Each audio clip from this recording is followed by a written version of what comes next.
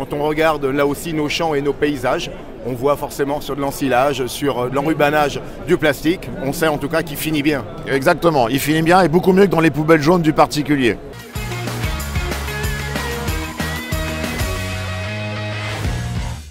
Un bilan positif aujourd'hui? Alors un très bon bilan effectivement, parce que Develler, qui est une filière qui existe depuis 22 ans, oui.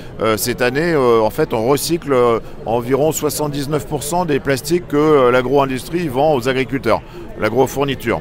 En fait il y a 125 000 tonnes de gisements, c'est-à-dire qui sont dans les fermes agricoles, des bâches de maraîchage, des bidons, des big bags, et nous on collecte 97 000 tonnes. Et sur ces 97 000 tonnes, 90% sont recyclés. Donc c'est un bel exemple, et en plus on a la chance que c'est une origine France, 100% français, et depuis 22 ans, c'est une belle progression. C'est un message qui s'est bien ancré, il est reçu, perçu, je dirais, dans une vraie dynamique d'action vis-à-vis Depuis 22 ans, on a progressé. Maintenant, c'est 25 filières qui sont ouvertes. Ouais, on a commencé bien sûr par les bidons vides, les bâches, les big bags, les semences.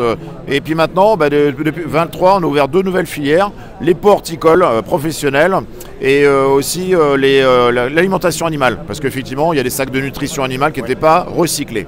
Il y a finalement des collectes plus difficiles que d'autres, enfin des produits de la collecte plus difficiles que d'autres. Alors effectivement, il y a des produits plus sensibles, tout simplement parce qu'en fait, par exemple, une bâche de maraîchage, qu'on appelle des bâches de paillage, c'est compliqué à laver. Il y a beaucoup de boue.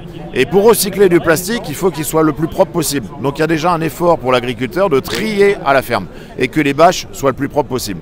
Alors aujourd'hui, les perspectives finalement 2024-2025 nous engagent de plus en plus. On voit bien que nous sommes tous éco-engagés. Ce discours que vous combattez depuis un peu plus de 20 ans s'ancre vraiment finalement dans toutes les cultures, j'allais dire même des consommateurs. C'est important aussi de passer l'information comme quoi finalement notre agriculture est vertueuse et est engagée quand même depuis de longues années. Effectivement, notre agriculture est vertueuse et j'ai envie de dire faire savoir notre savoir-faire. Oui. Et nous, dans nos exploitations agricoles, on veut montrer à la société qu'on a fait évoluer nos pratiques. Je suis agriculteur moi-même depuis 33 ans. On ne cultive plus de la même façon qu'il y a 33 ans.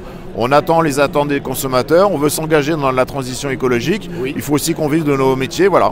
On doit conjuguer tout ça. Alors les grands axes sur le déploiement, là, sur ces... Les prochains axes, c'est surtout que les plastiques soient recyclés en France. Voilà. Très bien, oui. Aujourd'hui, on était plutôt il y a 50-50 entre la France et les pays européens.